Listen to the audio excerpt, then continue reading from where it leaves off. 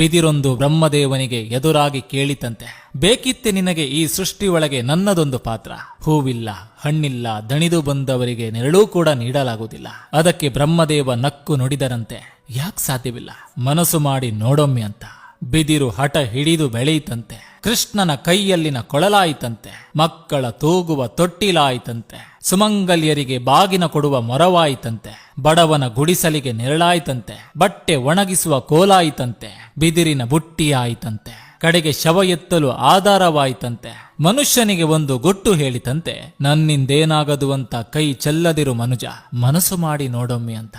ಸೇವೆ ಎಲ್ಲರಿಗೂ ಮಾಡು, ಆದ್ರೆ ಪ್ರತಿಫಲ ಯಾರಲ್ಲೂ ಬಯಸಬೇಡ. ಯಾಕಂದ್ರೆ ಸೇವೆಯ ಪ್ರತಿಫಲ ನೀಡುವವನು ಭಗವಂತನೇ ವಿನಾ ಮನುಷ್ಯನಲ್ಲ.